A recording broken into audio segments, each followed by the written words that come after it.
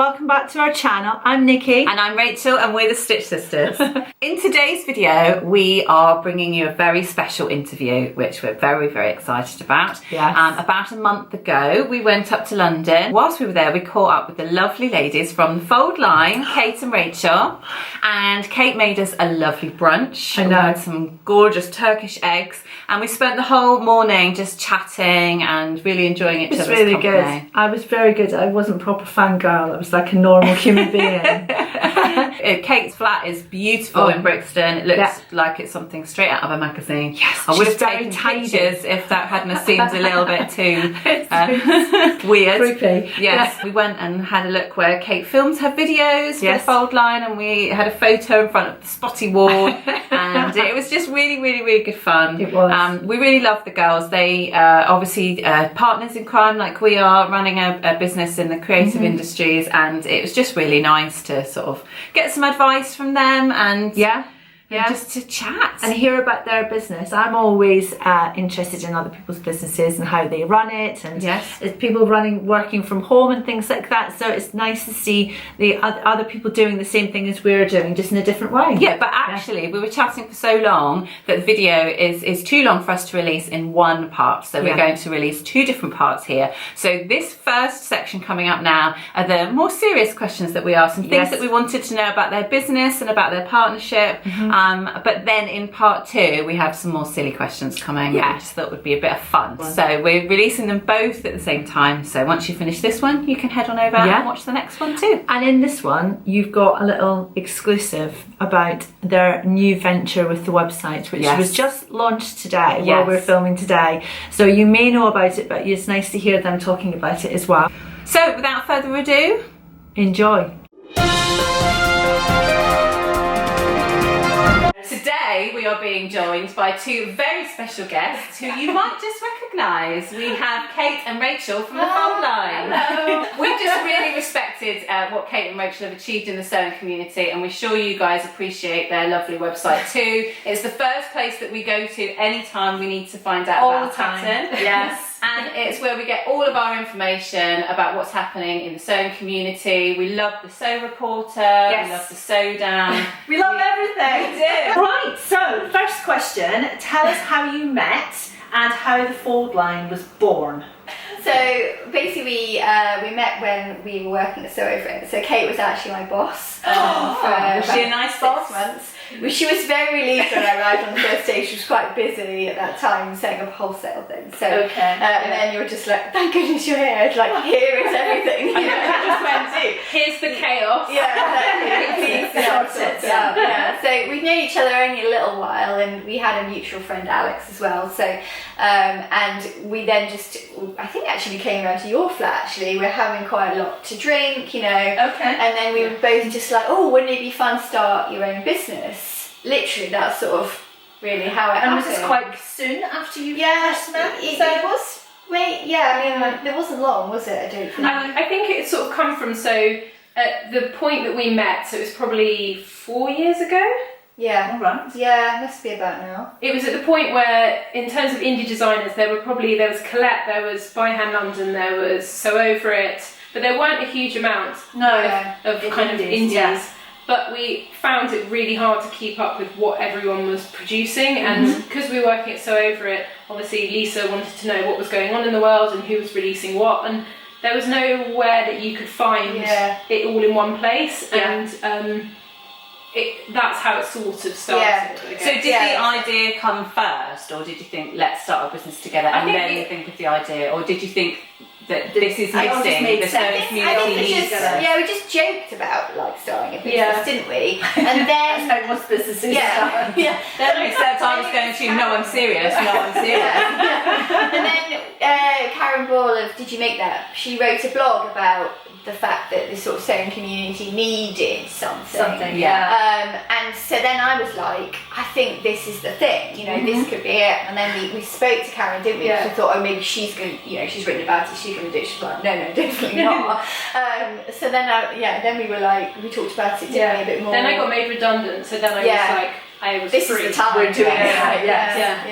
And I was just working part-time, so I had time, to sort of, start it as well. So that's how it comes. I remember when I first found you and I sent you the link, didn't I? I was like, look at this website. It's got all this stuff on it. It's all sewing related. Yeah. And it was and then from that moment on, it then became the place to look for anything. It is, and I think from the sewing community, it is an encyclopedia of everything sewing related, and whenever we're looking for anything, we always go to the Foldline first. Yeah, so we did it the wrong way around, really, didn't we? Because we'd been sewing for a long time, but didn't even know about indie patterns, didn't know about YouTube sewing channels, didn't know about Instagram, didn't know about you guys. And then gradually we started finding all these things and thought, wow, this has been there the whole time. And a lot of people start with indie patterns and by finding you guys, and then gradually realise that there's a world outside of Instagram as well when it comes to sewing. But we were. So did you start with the big four? Is that what? Yeah, absolutely. I didn't even know what an indie pattern was about 3 years ago. When I started at Sew Over It, I hadn't heard about the home sewing market ever before, and I came at it from a fashion point of view. So I worked in the fashion industry, so I just thought it was hilarious. I was like, people make their own clothes. I'd obviously heard about like Butterick and McCall's and stuff. I had. Surely that stopped after the war. Exactly. When you weren't making clothes out of curtains. Exactly. So had either of you sewn before working at Sew Over It? Were you sewers first, or? Yeah, I'd sewn for a while. So because my mum would sew things, not clothes, but stuff for the house. And she taught me how to sew when I was quite young, which I think is quite unusual now, actually. Yes. And I'd done various sort of projects at school, things like that. So, but I hadn't made any clothes. Although I did have some lessons at Sew Over It before I worked there. So that was my starting in dressmaking journey, basically. Okay, cool. Yeah. And you were millinery. That's what you were. Fashion. So I did fashion design at uni. So we were taught to pattern cut and sew there. Yeah. And then I worked as a knitwear designer for a few years. I worked as a menswear designer. Right. And then I changed and did hats for a bit. So it's a bit of a random. But I hadn't made my own clothes since I'd left uni. So what was the original vision for the Foldline? So did you imagine it as a pattern database, or was it just a community where people could chat to each other? What was the plan I think when you started? It was definitely to be social. We knew that was really important. We wanted it to be social. We wanted it to be very current and up to date with information, so that you didn't have to look at 20 different blogs every weekend to sort of find what people were making. You could get a snapshot of what was going on.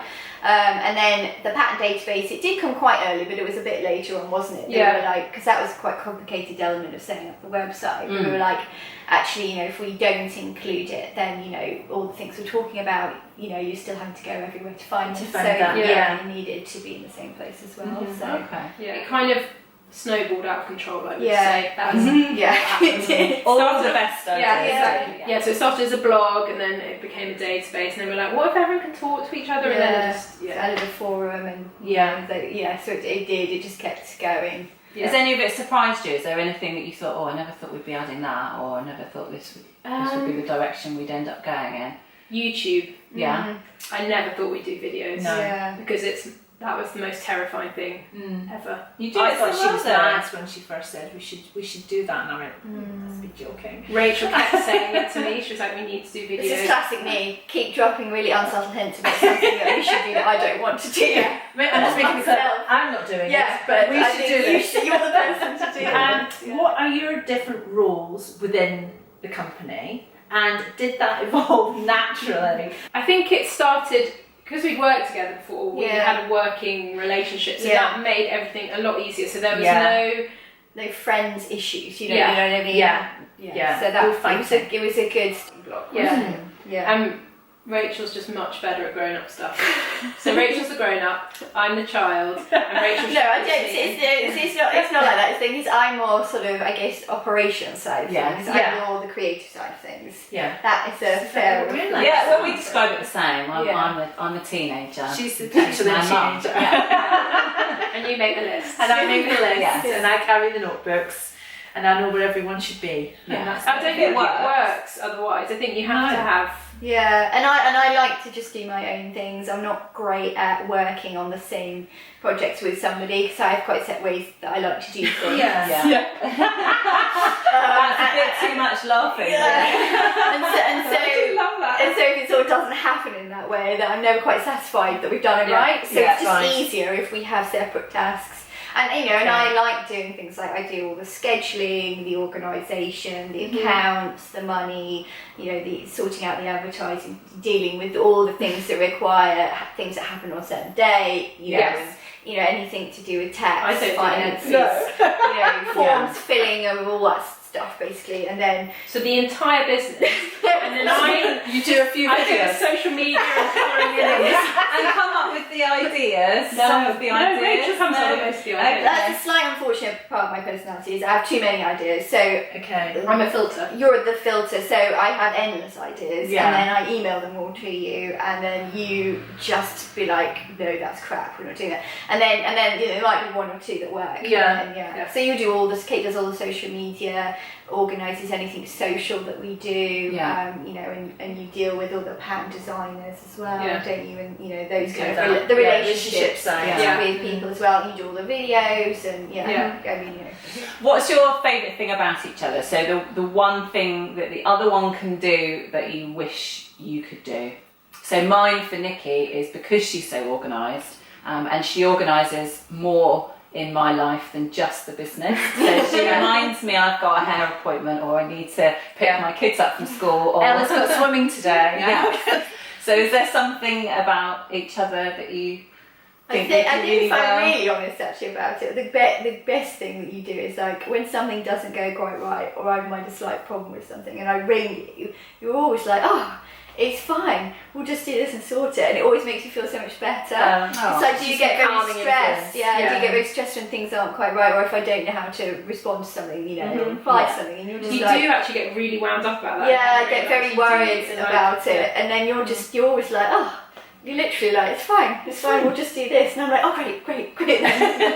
Is it the fact that she's calm under that she just stress? knows, I think, the right thing to do. Like I know the right thing to do when we're organising, but I don't necessarily know the right thing to do when we're talking to people. So but you always know what people you're kind of expecting, or what we should say. So So that is the best thing about you for me, selfishly.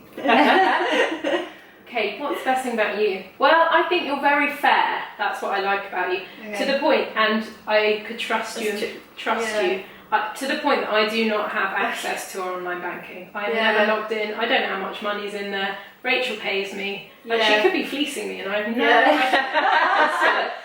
You are very fair. How is that Caribbean holiday? I'm saving up for the second home. It's not really Excellent. We'll come and see it when it's ready.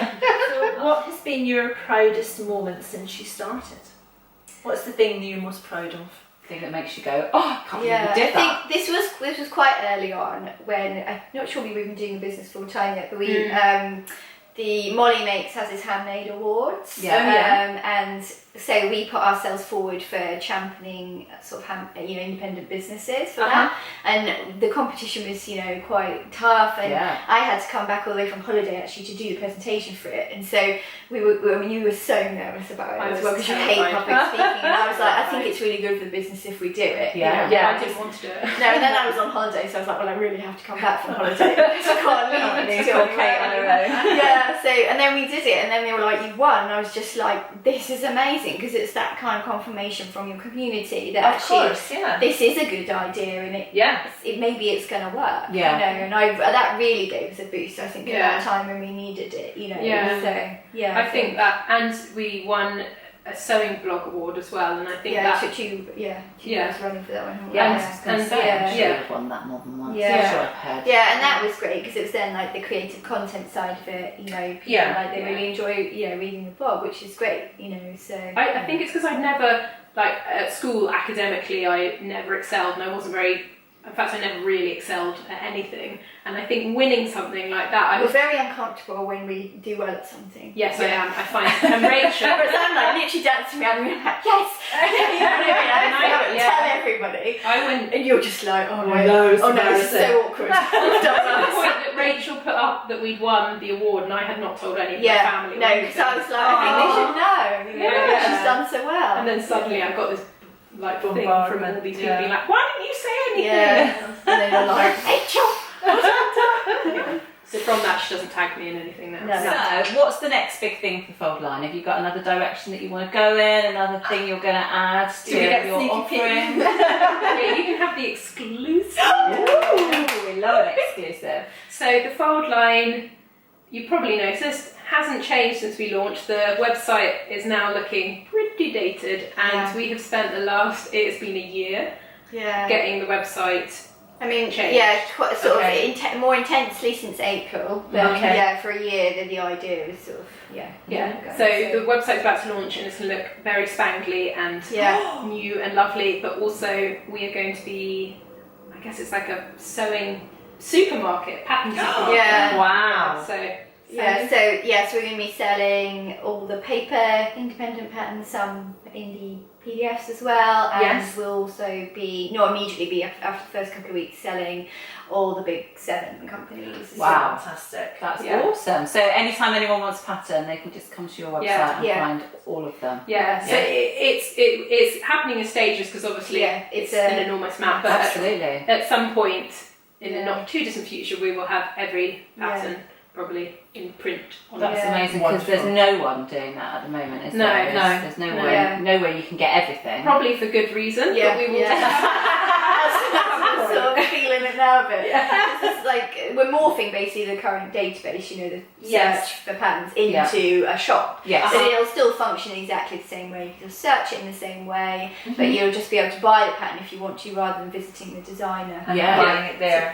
Will the reviews and everything still be on there? The product reviews? So those have been exported or just a new site. So it literally will be the same, just look prettier and be easier, I guess. The only thing that has changed is the social aspect, the talking to each other. Yes. Purely because it just wasn't, people weren't using that function. We did quite a lot of research into the back office, and the quantity of people that were using it was so small, and we're like, and it's we very struggled with complicated. spammers as well a lot. Do you think that's because the Instagram community is so much bigger and people are used to talking to each other? But then since you launched the Facebook page, that's been really popular and seems to be growing. Yeah, so we've already closed the forum on the existing site in preparation for move over. But the Facebook group's got over 4,000 people in already, which I mean, the forum never had probably more than 40 people talking in over the last 3 years. So it's, I mean, I know not everybody uses it, but we did a poll about it, and that's what people voted for. So that's what we've done. And you never know how many people are not necessarily participating in a conversation, but still reading it and exactly. I do that sometimes. I read it. I'm a bit of a lurker. I don't always contribute, but I do have a little read. But then I think people they still have Instagram, they're still talking through that as well. Do you don't monitor it or anything too much? You just I mean, I check it every day. Right. Because I'm always conscious of, trolling and spamming. Obviously it's Facebook, so anything gets reported, then I deal with it. But, I'm conscious that it needs to be a place where people feel safe and comfortable. Yeah, of course. To share what they want to. So it does take a bit of time, but we have been posting it a little bit, and if there's a question I can answer, then I'll answer it, and that kind of thing. So. But that's what's lovely about it, the community is there, and probably before you even get to the question, someone else has exactly. already, which is great. And it's amazing, actually, if someone will say, I'm looking for this fabric, or I'm going to visit this town, and have you any recommendations? So it can be 30 replies, stuff, and people are so generous with their time, which is really nice. So we're currently editing the 8,500 patterns in the database at the moment, preparing some to sell and some not to sell. I mean, I don't think that's just crazy, because if I had to put a figure on the number of sewing patterns out there, I wouldn't have put it anywhere near that high. And that is not all of them. There's still there's now about 200 indie designers worldwide on a spreadsheet that we've got that aren't in the database. I mean, they're obviously ones that perhaps in this country we don't know as well. Fewer patterns, but there is that list there waiting for us. But the thing I'm most excited about is I love how your patterns are indexed on your pattern search. So I like the fact that if I'm looking for a long sleeve shirt, for instance, or I'm looking for a specifically a skirt or a dress or something, that I can pick that and then see all those options. So the idea that you can then click on it and buy it is brilliant. It's brilliant.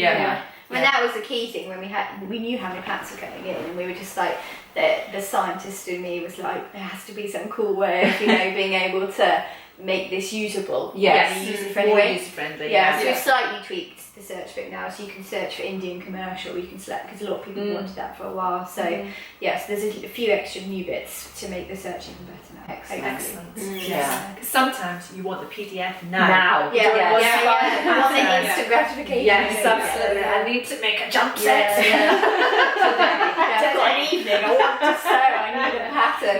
And then you can make it happen. And that's giving everyone happiness.